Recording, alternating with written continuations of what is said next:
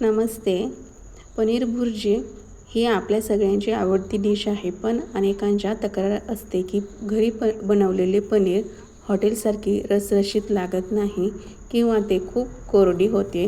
म्हणूनच आज मी तुमच्यासाठी 3 अशा काही टिप्स सांगणार आहेत, ज्यामुळे तुमची पनीर भुर्जी चव पूर्णपणे बदलून टाकेल आणि भाजी एकदम चांगली लागेल.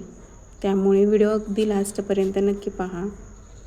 तर टिप नंबर 1 पहा. पनीर तयार करण्यासाठी योग्य पद्धत. पहिली पद्धत ती महत्त्वाची आहे, पनीरची हाताळणी. आपण घाईघाईत पनीर कसे खिसायचे, तसेच पनीर खिसून घेतो, पण त्यामुळे काय होतं हे पाहणार आहोत. पनीर आपण बारीक खिसतो ना, खूप बारीक होतात आणि शिजताना ते एकमेकांना चिटकून भुर्जीचा गोळा होतो. त्याऐवजी पनीर नेहमी जाडसर हाताने कुस्करून घ्या. यामुळे भुर्जी खाताना पनीरचे तुकडे जिभेला लागतात आणि तिथेच टेक्स्चर दिसते रेस्टॉरंटसारखं दाणेदार येतं. हे टाळण्यासाठी जेव्हा तुमचा कांदा टोमॅटोचा मसाला व्यवस्थित परतून होईल, तेव्हा त्यात 2 मोठे चमचे फेटलेले दही किंवा दूध वापरा.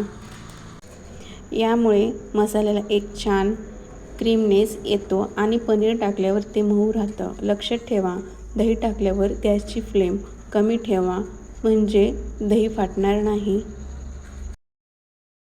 तर पनीरची भुर्जी बनवण्यासाठी टिप नंबर 3 पहा. हॉटेलसारखा सुवास आणि चव मिळवण्यासाठी आपण रोजचे गरम मसाले तर वापरतोच, पण त्यासोबत फक्त अर्धा चमचा पावभाजी मसाला टाकून पहा किंवा पनीर मसाला पॉकेट मिळतं ना, ते गरम दुधामध्ये 10 मिनटं भिजवा. भाजी झाल्यानंतर म्हणजे भाजी शिजत असताना त्यामध्ये टाका. एकदम मस्त, 100% गॅरंटी सांगते, पनीरची भाजी खूप मस्त लागते. तर पनीरची भाजी बनवताना खडा मसाला हा स्किप करू नका.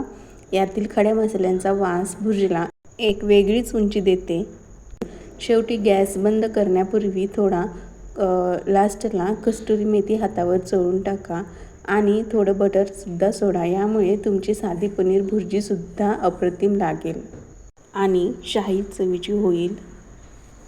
तर या टिप्स वापरून तुम्ही पनीरची भुर्जी पुढच्या वेळेस बनवताना मी सांगितलेल्या टिप्स फॉलो करा, म्हणजेच पनीरची भाजी तुमची खूप चविष्ट होईल.